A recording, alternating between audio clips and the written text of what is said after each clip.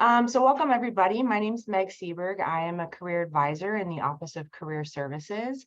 I am part one of a two-part presentation today. So I'm going to be talking today about structuring your job search.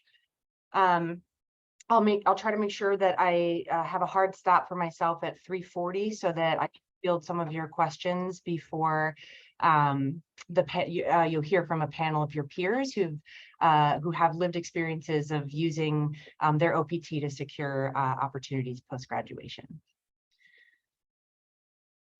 So we'll talk about preparing for your job search. We'll talk about launching your job search and then getting organized and staying motivated. If there are some slides at the end that we don't get to because of time, I can at least share the deck out with everybody after the event.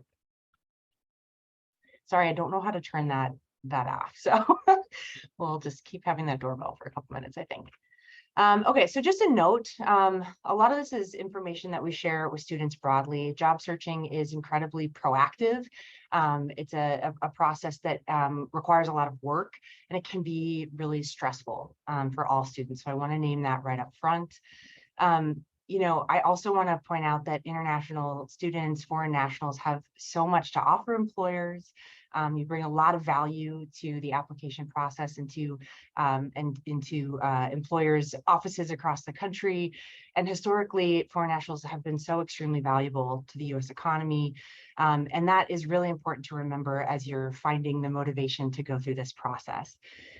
It's also true that international students on education visas do have additional restrictions to work authorization, and that can add some challenge to a process that is already stressful.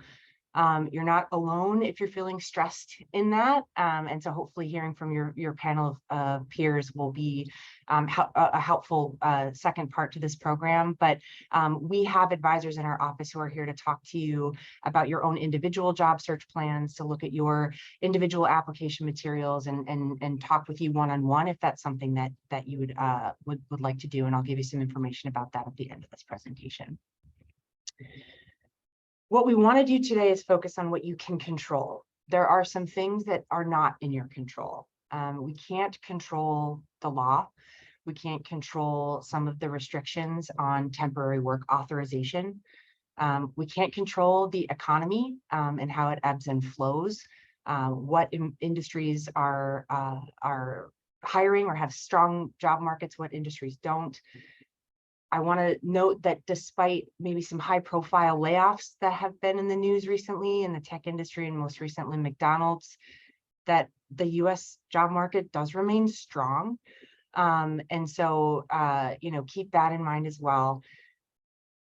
There will be employers who are going to be open to or be OPT friendly or potentially open to sponsoring H-1B visas. You can't control that. There may be employers who aren't, and they're not legally required to be. So I'm naming the things we can't control to say it, but now we want to focus on what we can control in this process. So when you're kicking off a job search, you have to make sure that you're doing some self-reflection. Know yourselves. What are you interested in? Why are you interested in it? What skills do you like using? What skills are you bringing to the table? We'll talk a little bit more about this in a couple slides, but this is extremely important as you're trying to prepare yourselves as strong candidates for positions. Know what your values are. What is it that draws you to your fields of interest? Where is the value alignment with potential employers? And what experiences are you bringing to the table? In my experience working with international students, I found that whether they're undergrad students or grad students, a lot of the time they're bringing really rich professional experiences to their study in the U.S. from their home country. So what is the story that you are going to try to tell to employers in this process? You also have to know your industries. What are the skills that are required in your industries?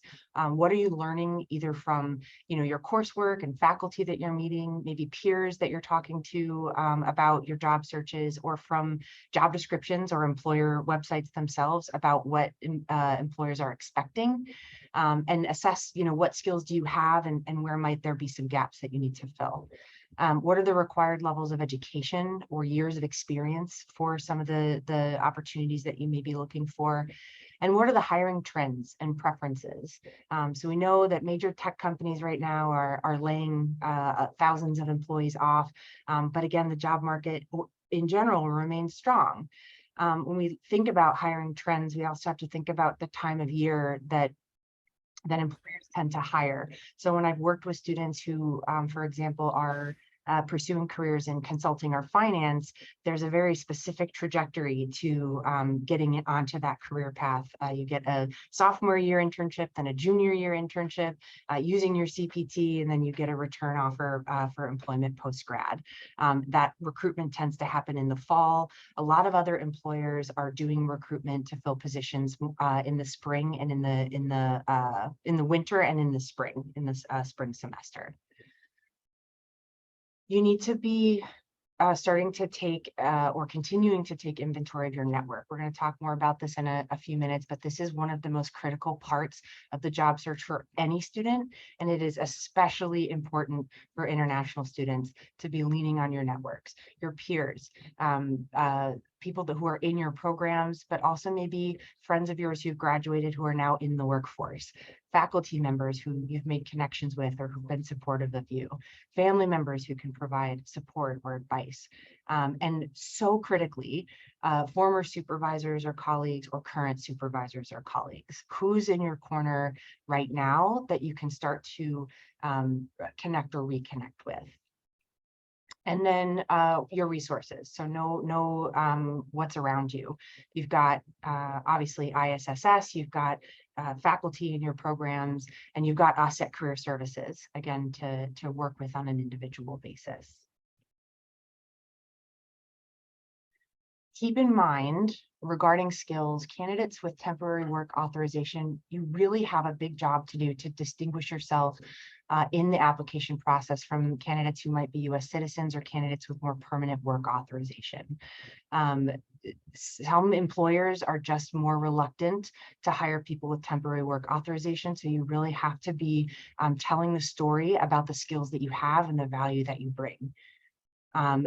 Some skills are considered very in demand, and there's a reason why the U.S. government has given extensions, OPT extensions, to people in certain majors, in particular STEM majors.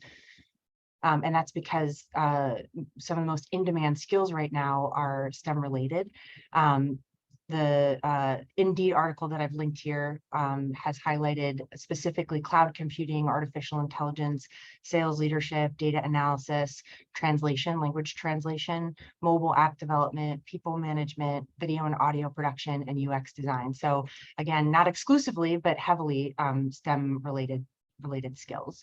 There are definitely ways to utilize OPT for non-STEM related fields, but it's important to kind of acknowledge what, at least as far as data is concerned, is in demand.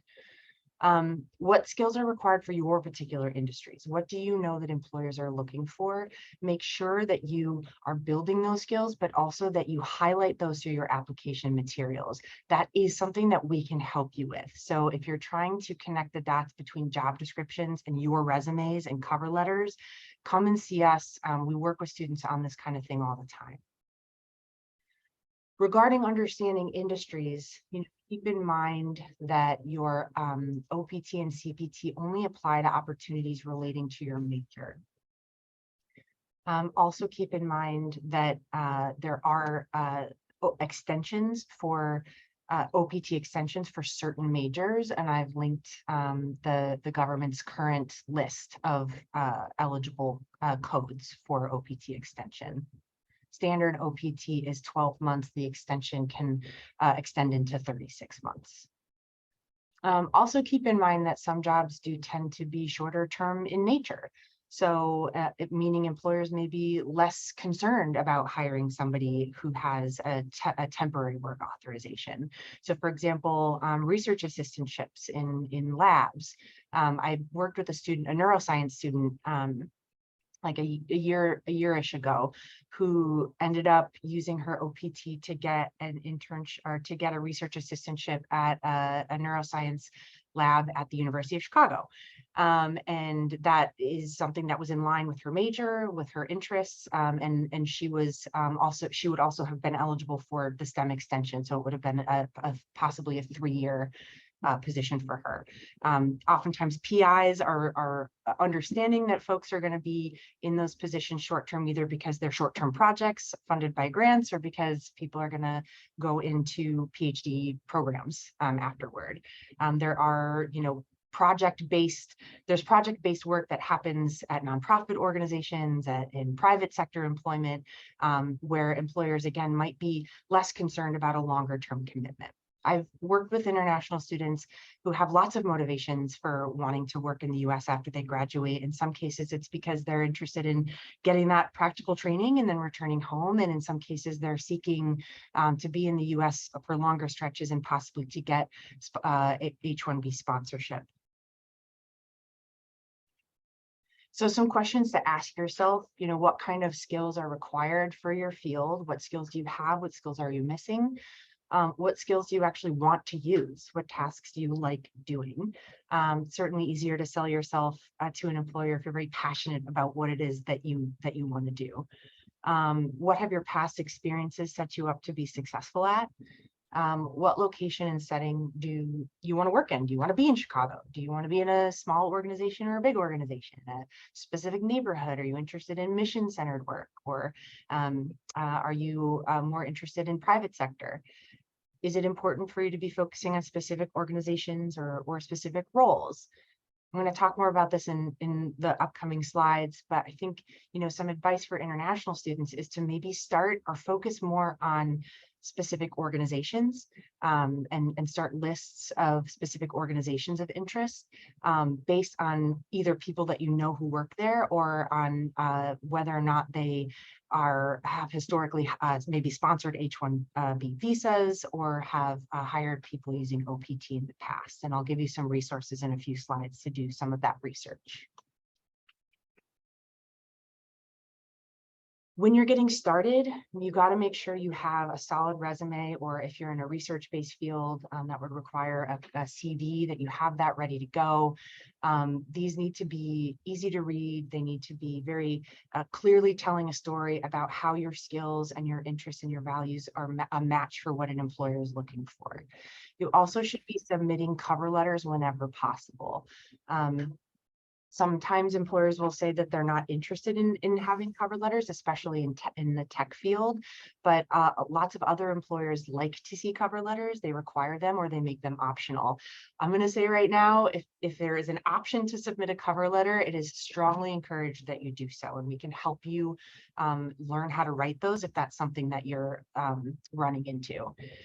We recommend that everybody have an online presence. LinkedIn, for example, is something that is pretty much used universally by employers. It's a place where recruiters are very busy, actively recruiting people for open positions. It's a place for networking, for expanding your networks and connecting with people who may have information for you, or who may be able to connect you with other people who may eventually be able to refer you to positions. So LinkedIn is really useful. Having a strong profile on Handshake is recommended, and then we'll talk more about Handshake in a second. And then for those of you in like visual design, or who might need to have or benefit from having like a website or an e-portfolio, now's the time to make sure those are, or before you really get into the thick of your job search is when you want to make sure those are looking tight. And then come to our office for feedback on these. Okay. So you spent some time preparing. Now you got to launch the job search. So let's talk about some strategies. I'm wondering in the chat if you have any thoughts. How long do you think the average job search takes?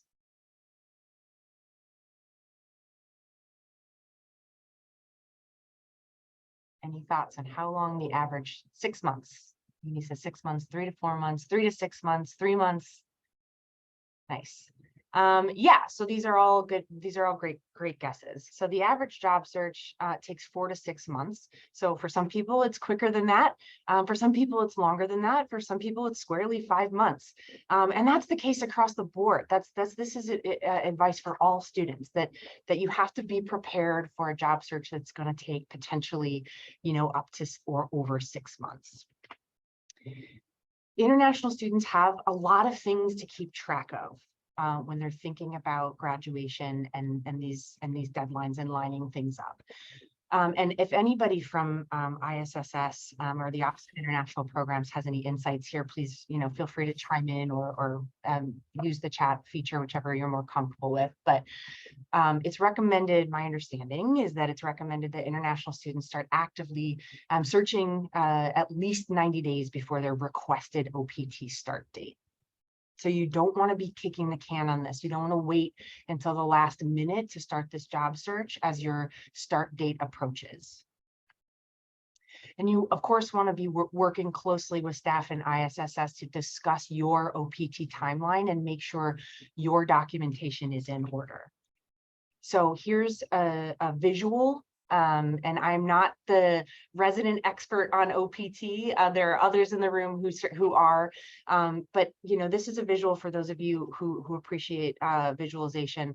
That you want to be spending time preparing that packet. We are now, for some of you, some of you may not be seniors or in your final year of your grad programs, but for those who are, we're in that 90-day period before graduation. So this is the time when you can complete and submit your application for OPT. You do have 60 days after graduation to complete it. But again, it's my understanding that kind of the earlier you get on this, the better, because the processing times are sometimes unpredictable. You also have a 60-day grace period after graduation to start employment.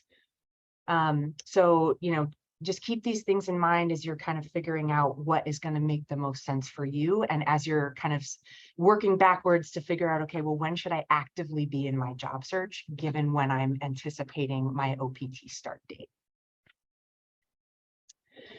So, a question from Alejandra.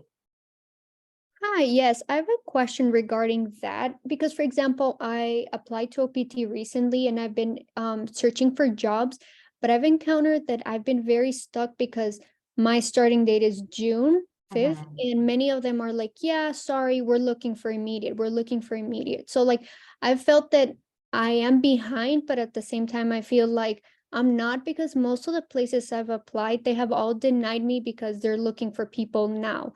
And many job app like things don't have the specific date, so it kind of feels like we want to be prepared, but many of them are like, yeah, look more into mid-April, beginning of June, and it's like you feel like it's quite behind, but like especially as an international student, you want to be applying as soon as possible, so by the time your date comes. So how would you recommend we approach that? Because I've been struggling in that position, that many of them are like, yeah, no, sorry, no positions now, or we want somebody immediately. For sure, it's a good question. And I'll say, Alejandra, I've been hearing this from non-international students as well, who have graduation dates and have employers who've been trying to get them, who are trying to fill positions in like March or April. And so students are like, well, what am I supposed to do? I can't work until this date. I can't, in your case, it sounds like early June. Other students are maybe in May, right? So like whatever that start date is, that's your start date. So if you're hearing advice from employers that maybe start more actively applying for jobs, the job search, by the way, doesn't just mean that you're applying.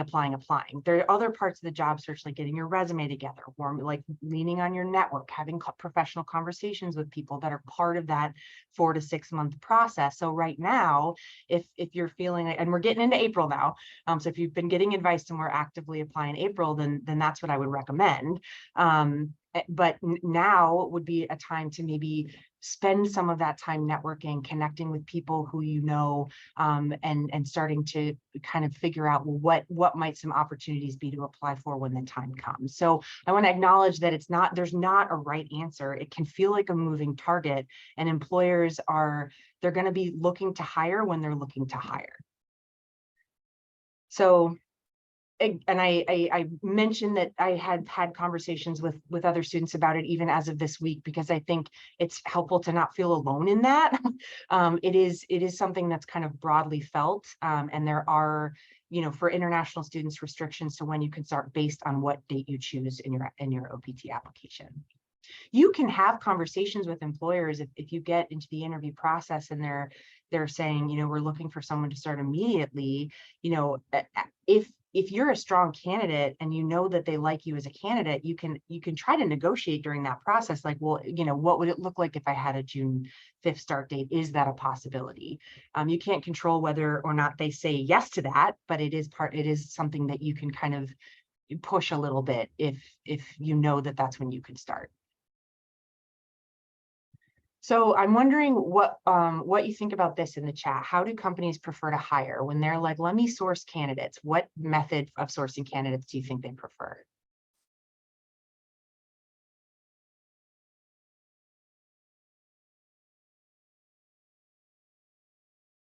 Well, in the interest of time, I'm going to tell you from within.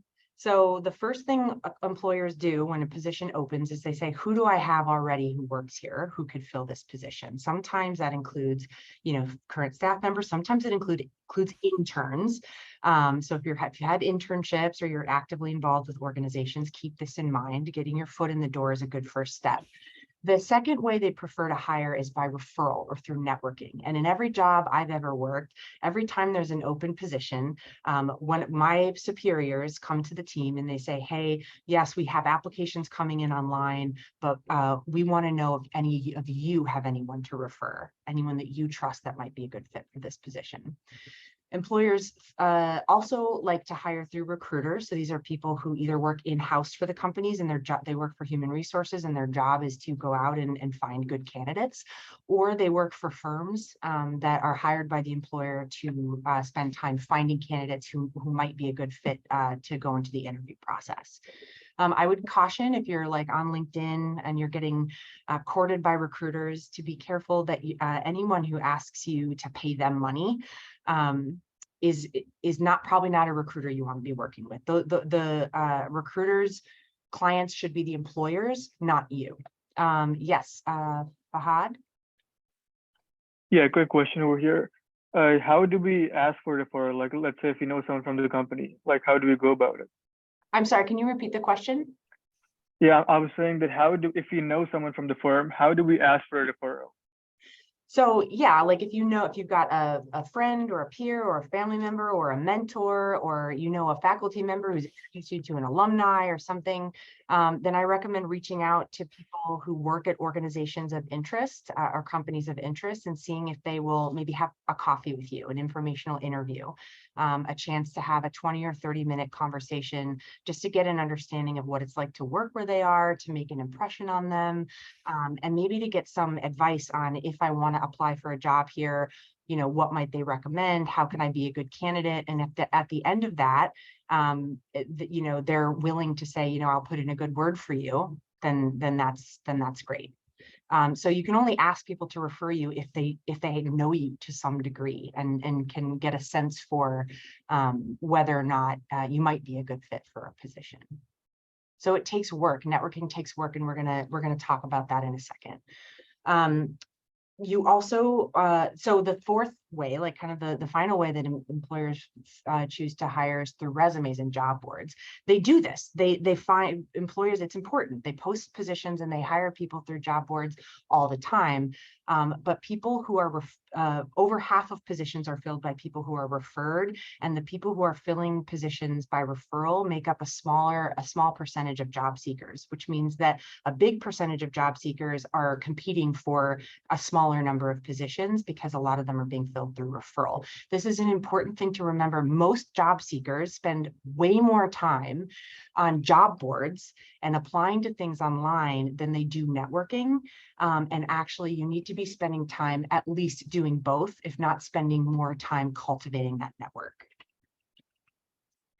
So we'll talk about 3 different strategies that I would recommend as you put together your job search plans. The first is, okay, Yes, job boards. They're a thing. You're going to have to use them probably. There are specific job boards and there are general job boards. Some examples include Indeed, ZipRecruiter, LinkedIn, Glassdoor. Handshake is one that I might start with because there is an actual filter, and I'll show you on the next screen how you can find that. But there's a filter in Handshake where you can select for employers who are open to hiring people who have OPT. Or who are even open to potentially sponsoring future visas. Not every job board is going to have that option, but Handshake does. I also work with a lot of environmental students, and there are some industry specific job boards that a lot of environmental opportunities are posted on. So in your fields of interest, there may be some industry specific job boards that you can add to your list to search through. There are pros to this. You can get a sense for who's hiring, what employers are looking for. There are tons of jobs on job boards, and oftentimes it's pretty easy to apply. They're like, upload your resume or upload your resume and your cover letter. Sometimes they'll send you back to the company's website. The drawback though is that there are tons of applicants on these job boards. Sometimes, especially when big companies post on these job boards, they'll get like hundreds of applicants within like 1 to 3 days. And it's hard to get interviews through this process. It's not impossible, but it's hard. And so if you're going to use job boards like this, make sure that you're applying early. Focus your time on applying to things that have been posted for like a week or less. The more recently it's been posted, the better. Update your resume to reflect job descriptions. Before you submit any application on a job board or even a company website, you have to make sure that your application materials reflect what it is that the employers are looking for as strongly as possible in order to get seen through hundreds of applicants. And you need to send cover letters if it's an option. And then use strategic keywords. If you know that there are certain skills that you have that you want to use in a job, maybe try a keyword search for those specific skills and see what opportunities pop up. In Handshake, if you go to the job board, you're going to see a couple different options for filtering, some very basic ones. So the location, the type of job, whether it's full-time, internship, part-time, or on campus. If you click on the All Filters button, you'll see a menu of options, including this section for work authorization. So this is what I was referring to.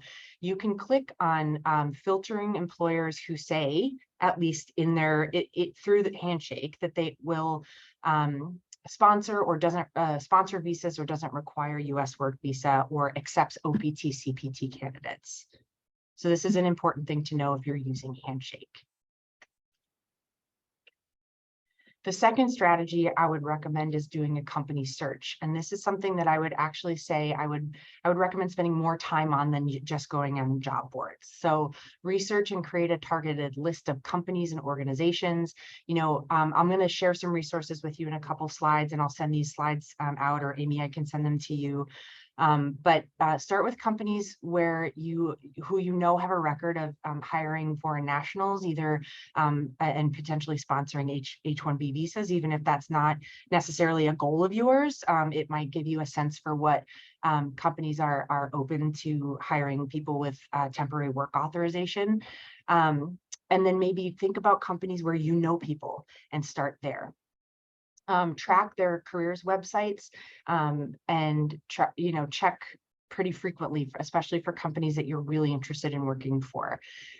Companies oftentimes will post jobs in maybe their About Us section or a Join Our Team section or a careers section on their website, or you can just Google, careers at JP Morgan Chase, and then their company website's going to come up and it will give you an option to filter through their open positions. When you're looking at job descriptions, you're going to read about the company, you're going to be introduced to the particular role. The organizations are going to tell you something about the job duties and responsibilities and the required versus preferred qualifications. You want to be aiming for at least a 75% match for what they're looking for. And then you want to make sure that when you apply, and the higher the match, the better. And then you want to make sure that when you apply, that your application materials tell that story. A lot of times when I'm working with students just across the board, they'll say, I've applied to hundreds of things and I haven't gotten an interview. And I say, well, there's probably one of two things is happening. Either you're not really quite qualified for the things you're applying for, or you are, but you're not really telling the story in your application materials. So, and read carefully, make sure that you consider broadly what you might count as years of experience. Maybe you've had internships, or you've done some volunteer work, or you have experience prior to coming to the US to study that you can leverage in this application process. Keep in mind that if you're applying for things online, company websites or job boards, that a lot of companies, especially big ones, will use what's called applicant tracking systems to source candidates, to parse resumes. This is software that basically scans resumes and then kind of parses them into categories of who might be a good match and who. So here are some examples of applicant tracking systems. They provide a lot of benefit to companies because they it means that HR departments, hiring managers are having to look at a smaller pool of resumes. Usually only about 25% of resumes get seen after being parsed through an applicant tracking system. What's important for you to know about this is how they operate. You want to make sure, and we're not talking about resumes today really, but your resume should be a business standard resume made from scratch. We do not recommend using online templates, no graphics, no headers, no footers, because the software has no columns. The software has a really hard time reading those types of resumes. You want it to be easy to read from top down, Word document from scratch. I've got a pre-outlined draft that I can send to you if you're like, I need to do this, so we can help get you started. The other thing about this is that what the software is scanning for is language that indicates that you are a good fit for the job. So if you're reading job descriptions and you're saying, yes, I am a good fit for this reason and this reason, I tell students all the time, highlight what is it from the job descriptions where you think you meet the qualification. Look at your resumes. Are you using any of that language? Are you telling that story as directly and specifically as possible? If not, then you've got some updating and editing to do. So this is an example of what it might look like on the employer side. They get resumes, the applicant tracking software tells them where the resumes came from and what percentage match. There's different ways that employers can rank this and measure this, but in this case, what percentage match. Jason's probably going to get an interview. Shannon's probably going to get an interview. Manju's probably going to get an interview. Somebody who's below 50% match probably isn't. The final strategy that I want to talk about, and I want to make sure that, you've been asking questions as we go, and that's great, but I do want to make sure that we leave a few minutes at the end. Networking is so important. So reconnecting with professional contacts, building new ones is a really important part of the job search. It is part of what you should be doing in that time that you're factoring into your job search process. So yes, maybe an employer is saying, you can't start working until, or we need somebody to start working immediately and you can't start working until X date. So you shouldn't really be applying until, mid-April or so, and it's not mid-April yet, but what you can be doing is updating your application materials and networking. I tell students all the time, when you are approaching graduation, when you're in that final semester, everyone around you should know that you're looking for work. You should be having conversations with everybody. Everybody should know, because you never know who's going to be able to maybe refer you to somebody or give you a piece of advice or information or connect you somewhere. The pros of this are employers prefer to hire by referral. They just do. And you can also gain access to unpublicized jobs potentially. Not every job is posted on job boards or company websites, but you can also get insights into, okay, if I'm going to apply for this company, what do I need to know about this company to make myself a strong candidate? What do people who work for these companies might recommend that I include in my resume, or that I say in an interview if I get an interview? How do I prepare? And, the job search process, it's really stressful. It's hard on everybody. So even just having some social support and human connection through this process is really valuable and shouldn't be overlooked. I wouldn't call this a con, but the reality is networking is not an immediate return on investment. So it's not like you're just going to have a conversation with, one or two people and then they're going to offer you a job. Maybe that's happened to people, but that's not really what the goal of this is. If you think about, I'm sure that you've maybe heard, maybe you haven't, but some of you maybe have heard the term job hunting. A job hunter is a person who goes onto job boards and job websites and applies. And, job hunters, the hunters have to be really skilled. They have to know what they're looking for and where to look. They have to have the right tools and have the right resources. You all need to be really strong job hunters, but you also need to be job farmers. Farmers are planting seeds during planting season, even though they're not going to eat the food for months. Or, I'm not a farmer, like an actual farmer. Like, I don't want to be too detailed with this metaphor, like I know. But you want to make sure that you're planting seeds, even though you're not sure when they're going to grow or what to expect, or which seeds are going to flourish and which ones aren't. That's what networking is. You're cultivating, you're planting seeds. You demonstrate curiosity and professionalism in conversations, and you don't come at it as like a transaction or expecting that if you ask somebody for their time and they just get to know you for 20 minutes, they're going to want to hire you. It's not a backdoor sneaky interview, but it is a way to make a connection with people and to become more visible in your fields, because increasing your visibility enhances your prospects for getting a job.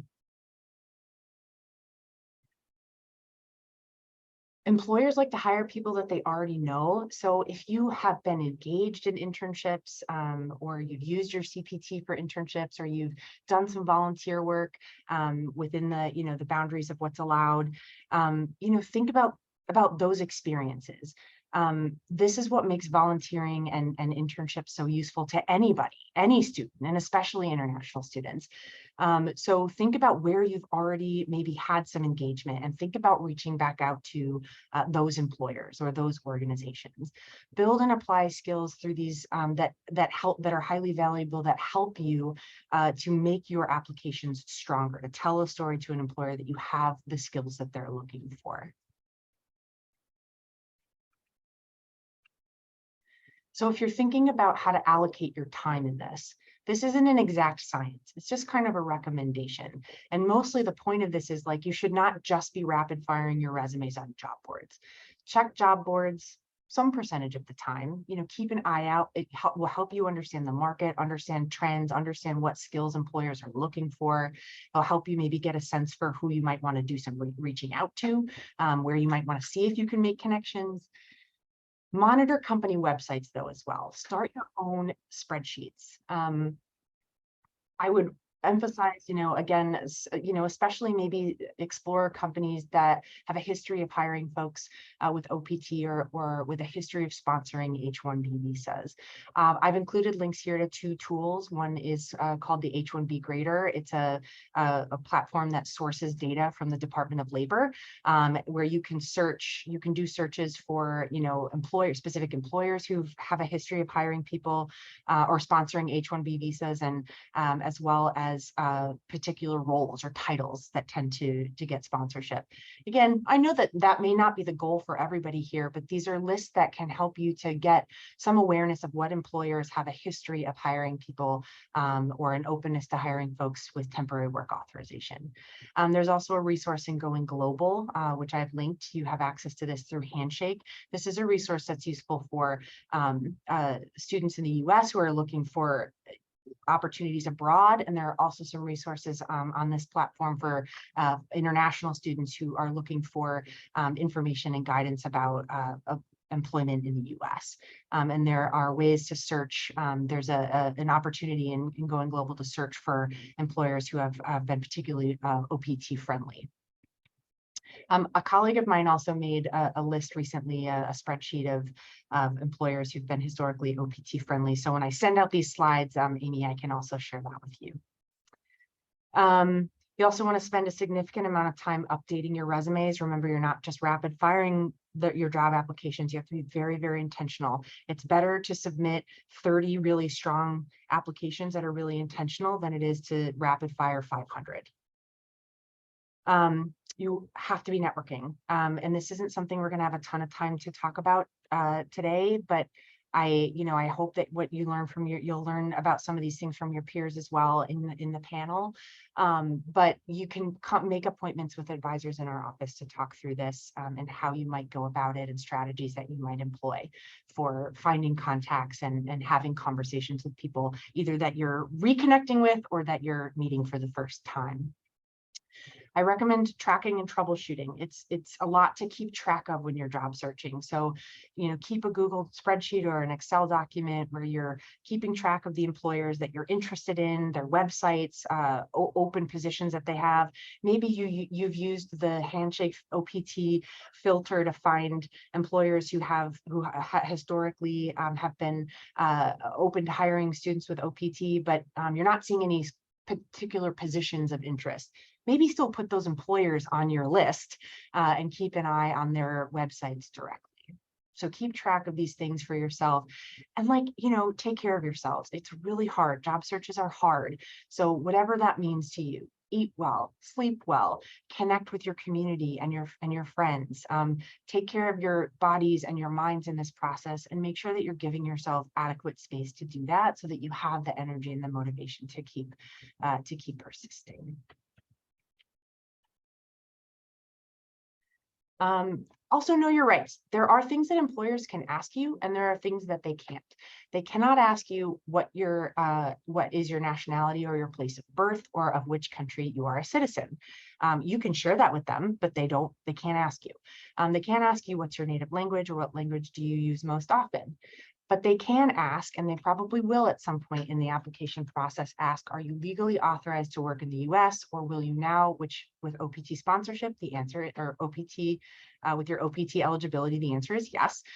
Will you now or in the future require sponsorship if you're planning on working beyond your OPT parameters? Then the answer to this is yes. They can also ask, what languages do you read, speak, or write, provided that foreign language skills are job related. Employers are allowed to state that they will not interview students who are on education visas and that they won't provide H-1B sponsorship. So and I've included some information from the National Association of Colleges and Employers in this so that you can read more about that. But that's just the reality.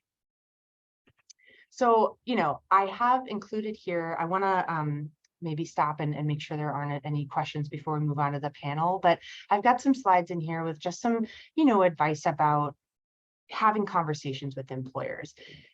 I've talked to students before who have employed a strategy of lying.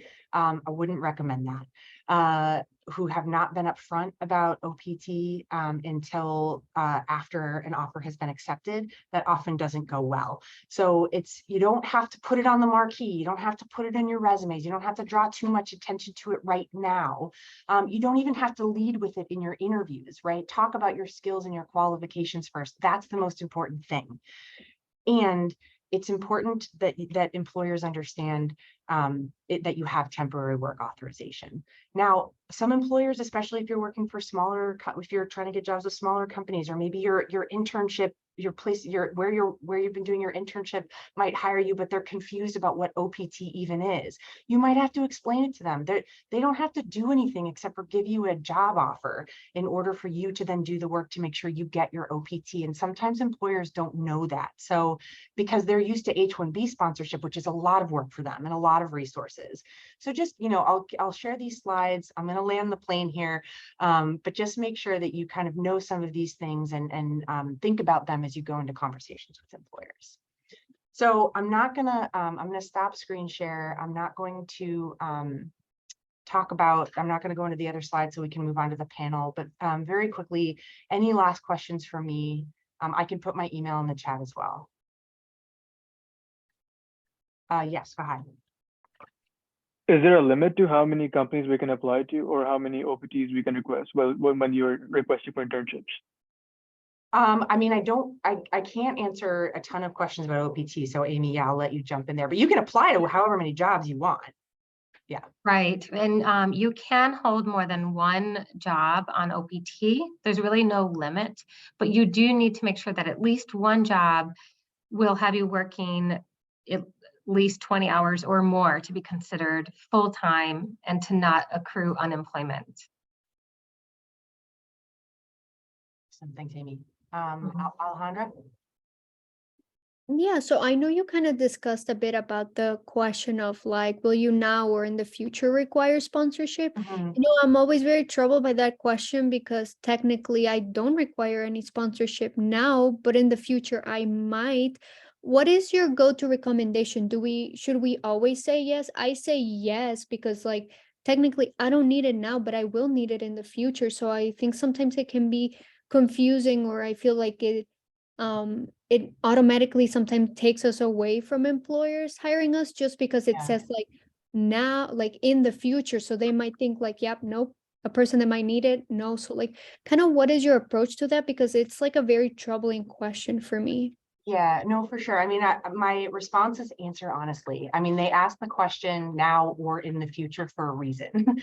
Um, it is not a good idea to be super vague with employers so that you hope that, there's some kind of future possibility. But at the same time, if you're like, well, I need it now, I don't know what I'm going to be doing in the future, then answer it honestly, right? Maybe you're not going to expect to have sponsorship in the future. I know I want to acknowledge time. So I see that there are multiple hands up. I put my email in the chat. I want to respect the panel because I think you're going to learn a lot there too. And I'm going to turn it over to Raluca or Amy, whichever one of you at this point wants to make the transition. Sure. Thank you so much, Meg. I just wanted to thank you for this wonderful presentation. I think it's really helpful for all of our international students here to hear how to get into that job search and hopefully land a job as soon as they are able to start working. So yes, I'm going to go ahead and hand it over to Raluca to introduce our panelists, and let's hear from actual international students who have been working on OPT. Perfect. Thank you, everyone. Yeah, so we have today Marius, Josh, and Anna is going to join us as well, but I think she will be joining us in 10 minutes. So thankfully, I know Marius and Josh are excited to get started on this. We have known each other actually starting with Marius starting the IGSO, so it's always good to see him again. Thank you for joining. I hope you can share a little bit about what your experience has been graduating from Loyola and then going onto the job market, having to apply for jobs on OPT or having to deal with any other sort of paperwork. What has that experience been like for you? And maybe you can give our students some tips and tricks on how to be successful as they graduate.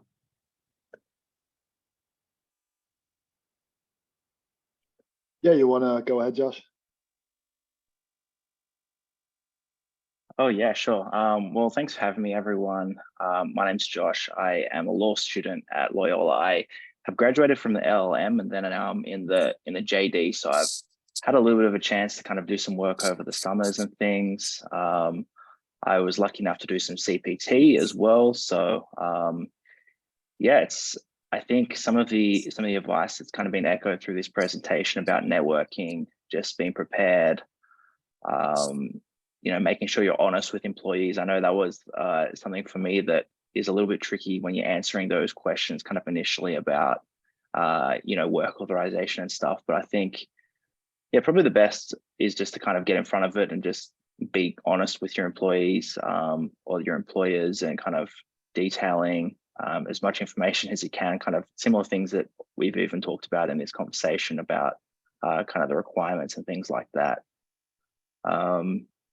Yeah, that's kind of my experience. I was lucky enough, I worked at Baker McKenzie for a little while. I worked at Fuchs Korsch, this other law firm, for a while. So yeah, some of that is through, I was able to do some of it through CPT. I haven't done any OPT yet. And I've just actually changed status because I just got my green card. So my situation is, I guess, a little bit different from some people. I just got married last year, but I have done a little bit of CPT and yeah, a bit of that kind of process. So yeah. You want to say, so you graduated with a law degree? Yeah, so I'm from Australia originally. I came over, I've finished my law degree in Australia, came and did a Master's of Laws through the LLM program at Loyola. Graduated that in 2021 and then I swapped into the JD program. So I'll hopefully be done by the end of the year and can sit the bar and get back out into the job market again, I guess.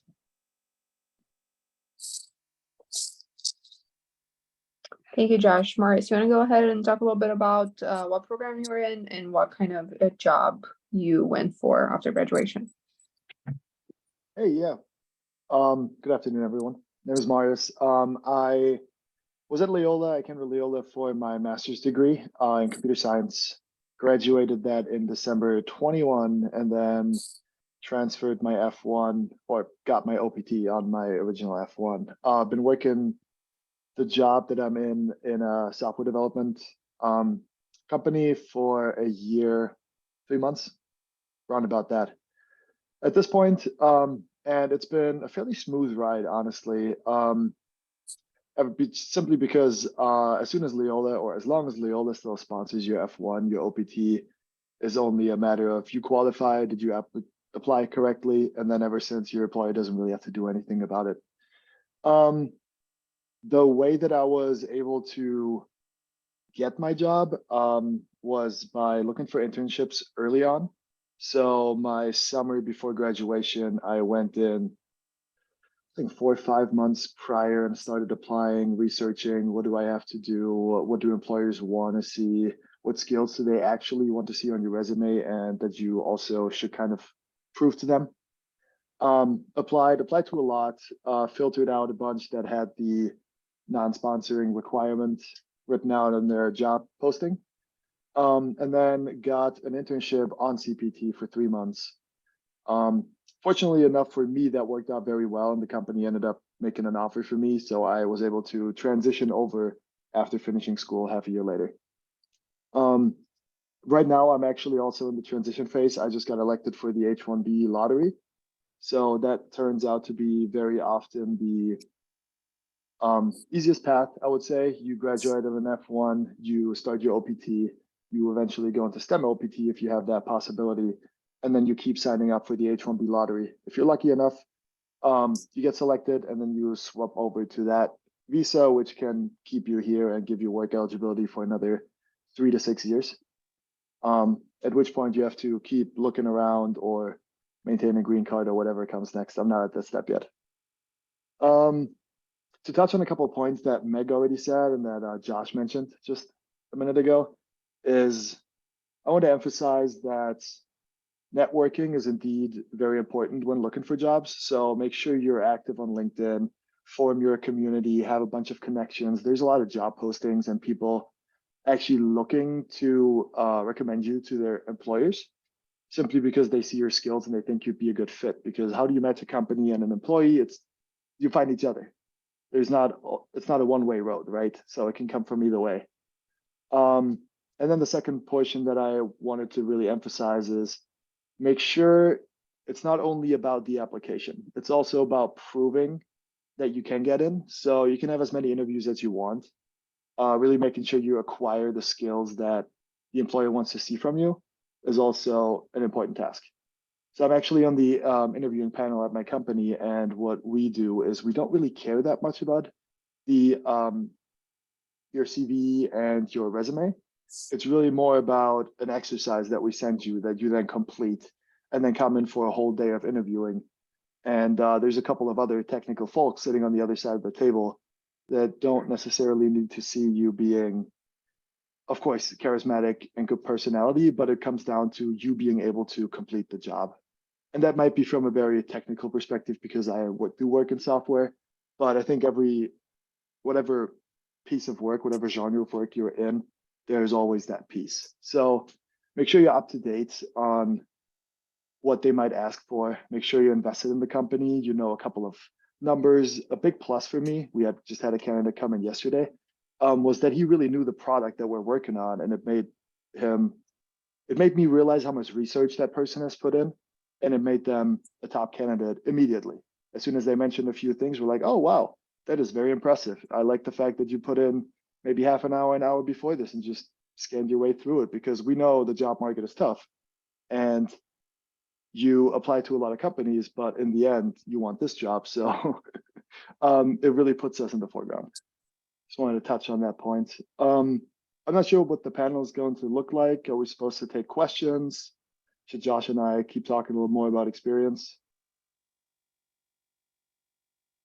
Yeah, if we have any questions, that would be great. If not, I know Anna's supposed to join in like 3 minutes, so I will let her talk a little bit about her experience of, looking for a job after graduation. But if we have any questions, that would be great. Oh, yeah. Hi, thank you. So, Marius, you said that you had the opportunity of doing an internship for 3 months in CPT. Were you able to find that through just job postings, or did someone in your network make you aware of that and then refer you to it? That was actually job postings. I went through a lot of them. It was in the midst of COVID, so it wasn't easy to find an internship opportunity as someone without the full citizenship status, because I agree also with the point of be honest when it comes to that question of do you now or do you need in the future an inclusive or. So either or, you have to click yes. Need sponsorship, be honest with that, and that might sort you out, but it's going to come up either way earlier, sooner or later. So be honest with that. And yes, I did find it through job postings. I started being active and I looked for local opportunities because I'm someone who likes to work in person, even though I'm at home right now. I know it's kind of contradicting, but yeah, so I looked at a website called Built in Chicago, actually, which is where I found a mid-sized startup that was able to offer me that internship and has been grown since. I would add that I think the best way to kind of do this is actually doing an internship for a company that hires their interns after, because that way you sort of build a relationship with the company, they know you, and they're more likely to be open to sponsoring you. But I do think that a lot of places, if they don't know someone, they will not suggest to sponsoring from the beginning, but they are likely to say yes once they know you a little bit. So being strategic with your internships. To add on to that, in my case, it was actually an apprenticeship that they had kind of laid out like an internship. So it was a 3-month training program that they're just looking to get you started on. And then you can either yourself and later they can decide to not fully take you on. But the goal of the exercise is really to have you be hired full time.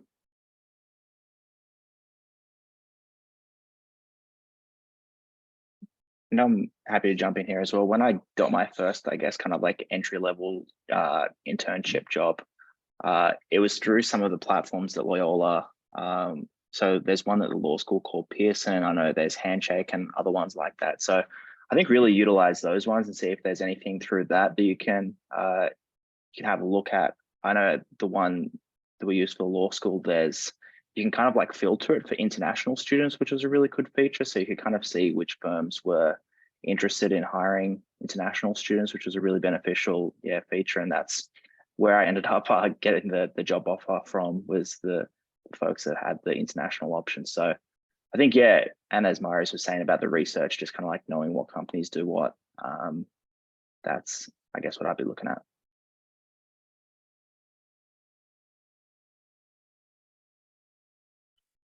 There was a question earlier from TJ about when we were talking about how long it takes to find a job, and she asked about if it's the same for internships.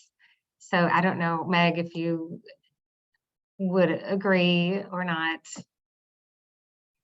I mean, probably not. I think the process for finding and applying for internships is a little bit different. It also, to Alejandra's point earlier about this kind of stress with employers wanting people to be, starting jobs during the academic year or before your OPT start dates. When it comes to internships, oftentimes employers are recruiting students specifically and at a certain time of year. So like for some tech related jobs or jobs in finance, consulting, maybe accounting, marketing, the recruitment season is going to be in the fall. Employers are very specifically looking for students of certain grade levels to put into internships that are hopefully going to put people onto trajectories to eventually get like return offers. A lot of other employers outside of those industries do most of their recruitment for internships in the spring. So now, if you're somebody who's looking for a summer internship, and this is the case for students, whether you're an international student who needs to use CPT or not, our advice is really now is kind of the time, maybe February, it's a little bit in March, but April, you know, is a really good time to start submitting applications to get connected with employers who are looking for summer internships. Yeah, and panelists, you know, if you have other experiences or thoughts on that, go for it. I'm not a panelist, but I'm a current student. And regarding the CPT, I did CPT for almost 2 years as a part-time. So they're always looking for people. Like if it's encouraging, like try to look Chicago, they're always looking for people. And I know my initial like CPT was for 3 months, and I ended up doing it for 9 months because they renewed my internship. So feel optimistic. Like there's a lot of companies that are willing to hire because international students have a lot to offer. So I know as a student how that might have felt. So just like keep your heads up and look for something. Like I promise you there's gonna be something, and once you do it, it's gonna feel really good because you feel very prepared. But I promise you, like you're gonna find something. I feel because I was stuck in that place, so now I feel like anything I can say as a student, like and help others, like it's definitely something I'm into that.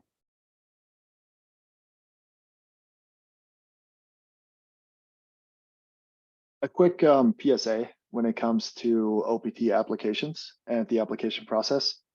Don't kick the can down the road. I've ran into this issue multiple times before where the processing times are very long and you're only allowed to apply 90 days prior to your graduation in order to get your OPT status approved.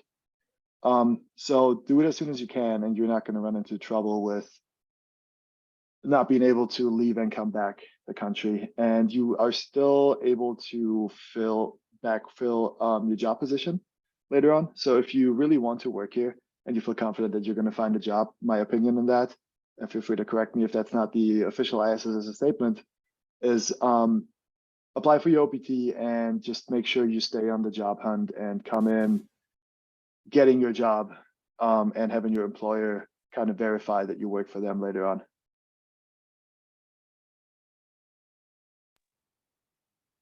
I think we had Anna join us as well. Hi, Anna. Would you sharing a little bit when you graduated, what program you were in, and how the job market was for you? How was the job search for you?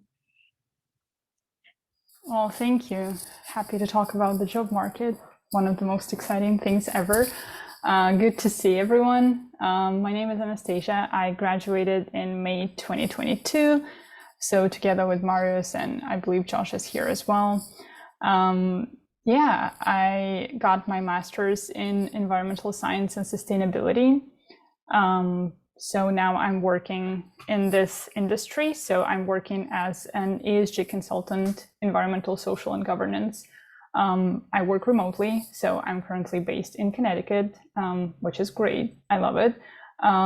So my situation was slightly different in a sense that I did not need an OPT. So I think I will not be speaking about that because I have no expertise whatsoever. Yeah, Raluca. Good. Can you hear me well? No, that's good. Yeah, that's good. Marius already talked a little bit about the OPT application, and I think Josh is in a similar situation as you. But if you want to talk a little bit about what you used to apply for jobs, and how that went for you overall. Well, it went well. I'm employed, so I think that's fine. So I started looking for a job a little later after graduation. So I was looking for a job in summer. Summer was kind of a very dead season, I would say. There were not too many jobs available, which brings a point of take care of your mental health, guys. This is going to be really difficult. Looking for a job is very stressful. You will face a lot of rejection. I've faced certainly a lot myself, and it's natural, but still it's possible and you will find a job for yourself. I think my strategy overall, I have a lot of trackers that I was using, which I will share a little bit if you're fine with that. And if someone could. I just gave you permission to screen share. Thank you. Okay, I will share a lot of personal information, so I apologize in advance. But just wanted to, I guess, help you out because this is what really worked for me. So this is the job tracker that I used. It had a lot of information, but it really helped me stay on track. I wouldn't say I was applying for like 50 jobs a day. I don't think it's necessary. I don't think it's sustainable. I overall applied for, I think, around 30 something jobs. Out of those, I got 2 offers and I accepted 1. So I was applying, well, you can see where I was applying, again, a lot of personal information, to different companies. So I divided them by location. I had status, which I could track, like what were the prospect jobs that I was looking at, applied in interviews, following up. So it really helped me stay on track, especially where I needed a follow-up from someone, because when you're applying for a lot of jobs, sometimes you forget when you applied and if you need to follow up with someone, and sometimes it really works. If you're following up with people, chances are they will reply. I navigated all the roles and positions, and I had main contacts. So again, I apologize if I have someone's personal information here. But the contact was someone who's either a recruiter or in many cases an alumni. So I would usually talk to someone who went to Loyola. I would find them through LinkedIn. I would talk to them. Oftentimes they would provide me a referral or at least a contact, someone who I could talk to. Sometimes they would even send my CV to that person. So that was really helpful. And likelihood of hiring, as you can see, it's 0% now for a lot of things. But also helped me stay on track with what my chances were for different types of organizations. So it was phone screening and first round interviews and second round interviews and interviews in general. So a lot of these things, I don't know, it was fun to do. At least it was something fun in looking for a job, but it really helped me stay on track. I also kept all of my cover letters and resumes in this section because they were different for many of the positions that I applied for. And some of the positions were similar in their functions, some of them were different. So again, that really helped me keep track of all the cover letters that I have and the changes in the resume that I was making. And I had some simple tags. Again, wouldn't base my judgment on the position fully on this, but still some pros and cons of different positions. So like the salary, and for me, it was really important to find work that was remote or would require minimum commute time. So as you can see, requiring travel and competence. Again, I didn't want to come into the job that I was not really competent, let's put it like this. So, but I would still apply. That brings me to a second point. Some jobs required like 5 years of experience. I would still apply for them because who knows, maybe you will get it. You never know. Sometimes they say they require 5 years of experience, but in fact, they will still take you. So don't hesitate. If you have like 60% or 70% of what's in the job description, just go for it. It doesn't need to be 100%. So yeah, this is the job tracker that I was using. That's one thing. The other thing that really helped me was preparing for the interviews in advance. Anna, I'm sorry to interrupt you. Would you mind telling what platform is this that you were using? This is Notion. So I can even share the template to this. I will try to erase all the personal information, especially of other people, but I can still share this tracker in case it's useful. You can make a similar one in Excel, of course. This is just a platform that I'm using for very, well, different things. That's why it was really useful and easy for me to keep the information here. Okay, no questions, so I'm moving on. The other thing that I have in this incredible platform was the interview preparation.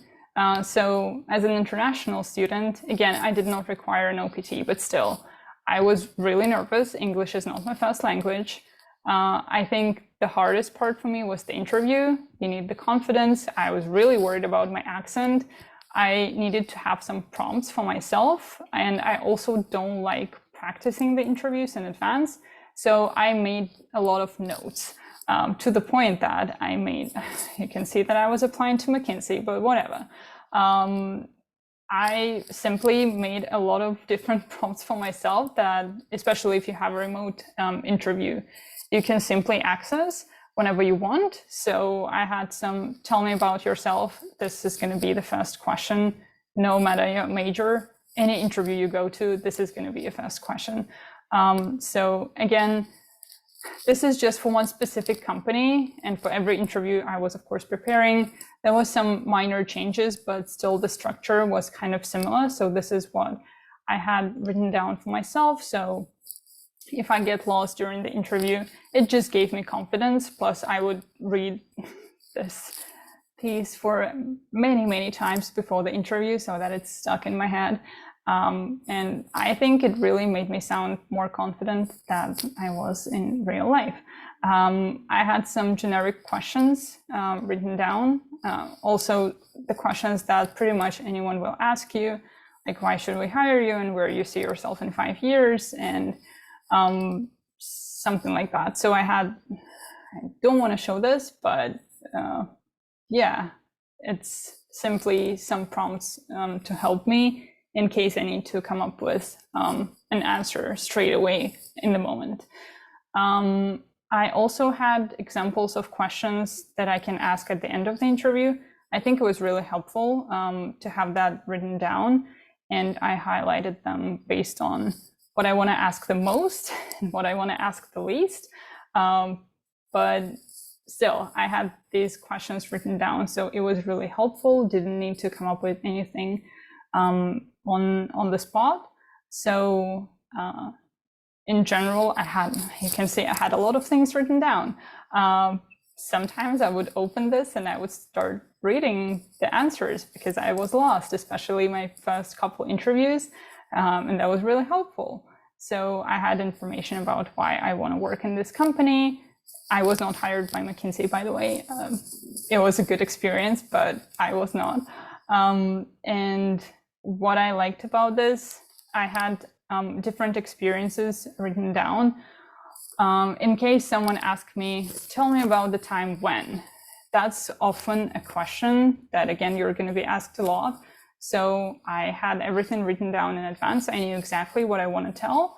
So again, I just tried to avoid all the anxiety, if possible, of the interview. And I think it really helped. So yeah, this is something that I was using. Again, sorry for a lot of personal information for McKinsey and for a couple other companies. There were some case interviews, so I had a case prep. Also a lot of stuff here to help me prepare. But pretty much this was my interview readiness, I would call it, template. So I was preparing for every interview that I've had using this template. I would, of course, customize it. So you can see on the left, I have different organizations. So this is how it worked for me. I hope this is helpful. So those would be some of my points in regards to the preparation. In general, looking for a job, I was, again, mostly using LinkedIn. The company that I was hired for at the end, I found that position on LinkedIn as well. Thank you. I got hired by another company. Not got hired. I got an offer from another company literally the same day as I got hired by this company I work for. So it was a tough decision, but I think I made the right one. I talked to alumni a lot, and I mean a lot. I literally found every person from Loyola who worked in this sector, and I would message them on LinkedIn. I would simply introduce myself and not ask for a referral straight away, but you kind of know where this is going. I would just try to connect with people, tell them, hey, do you want to chat? I really need help navigating this industry. And if you have any advice, and could you tell me about your company and blah, blah, blah. Usually we would schedule a phone call or a meeting. And at the end, I would find all the information about the company that I need. And also, I would get an internal connection, and that really helped. Though I must mention, I was not hired or offered a job by any of those companies that I had a direct connection to. At the end, it was a completely different thing, but still, it was helpful. I think another thing that was really helpful to me in those conversations with the alumni was understanding the job market overall, and especially the salaries. Being a graduate student, you are not being paid enough. Anything above 20K was like, wow, that's a dream for me. But let's be realistic.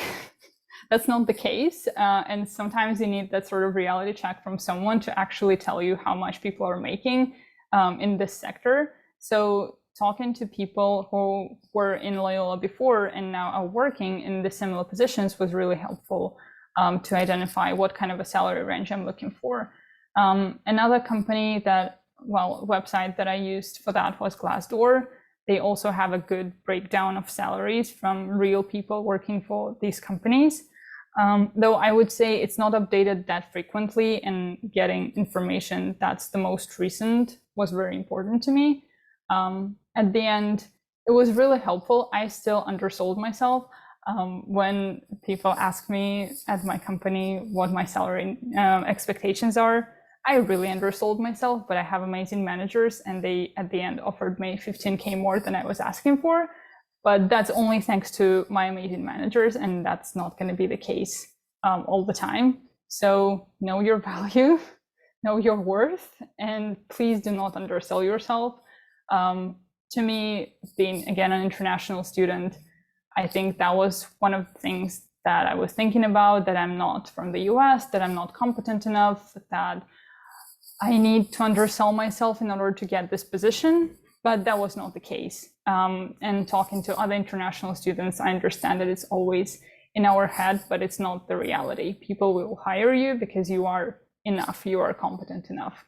But again, this takes a strain on your mental health, so please take care of yourself. Breathe before every interview. That's going to be very important.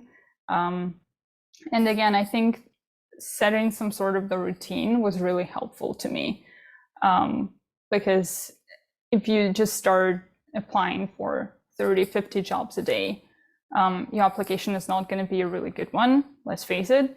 And second, you will face burnout really, really quickly.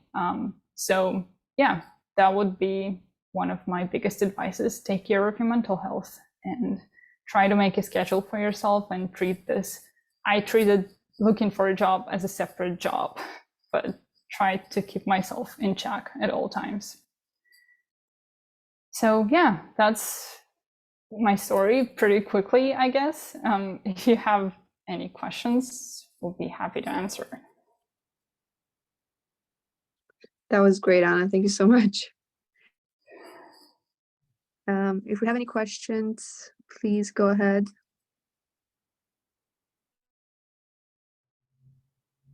That was a really good presentation. I really enjoyed that. On the software, you had the little scale with percentage chance of like you getting the job. How did you do that? Yeah.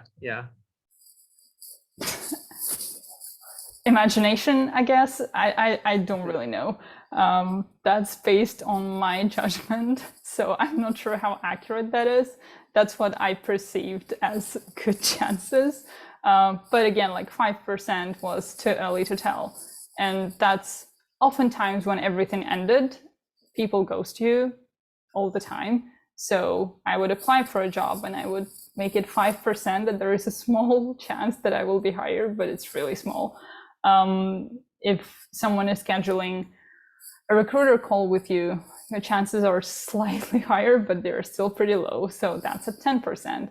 If they are scheduling interviews with you, well, that's already a 30% chance. Things are going great. So again, it was just my personal judgment. I'm not sure how accurate that is at all.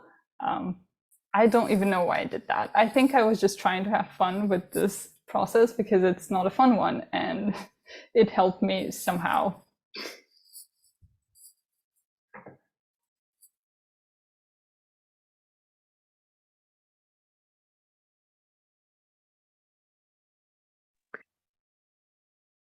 All right, well, if we don't have any other questions, I'm not sure, Meg. I think we're almost done. We're out of time. Yeah, go ahead. Yeah, I just had another question, and this is for all three of you, because I've heard different advice on whether to apply to larger or smaller companies based on our situation of being international students. So I just wanted to hear what you guys have to say about that.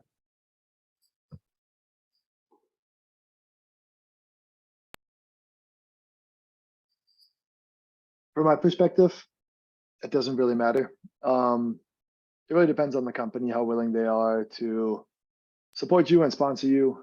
And even though I would say them providing a little infrastructure on helping you with your visa situation is a big perk sometimes.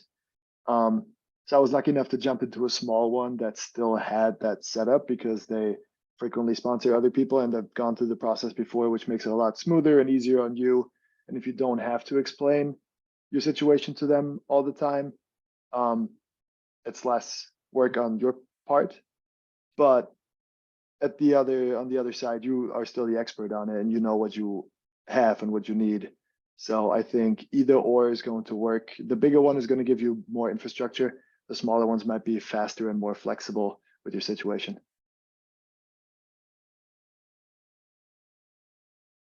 Yeah, I think I echo that. I was lucky my first one was smaller, and then I was able to go for a little bit bigger in my second job. So yeah, I think it just kind of depends. I was kind of in a just similar situation. Like I was willing to take whoever was going to hire me. But I think it's important to kind of what Anastasia was saying, and also I'm not sure if this was kind of mentioned throughout the presentation, but catering your resume and catering your kind of interview responses for who you're talking to. So I know for me, some companies were really interested that I have this foreign law degree. Other companies were just like, yeah, we don't really care. Like, what have you done here in the US? What experiences have you got? What classes have you taken? So I think having that in the back of your mind is really important too, and kind of catering your responses to whatever firm and kind of what they're looking for. I'd say I agree. I mean, I'm working for a really big company and we're talking over 5,000 people and they're still not sponsoring visas. So the big company doesn't always mean that they have the resources.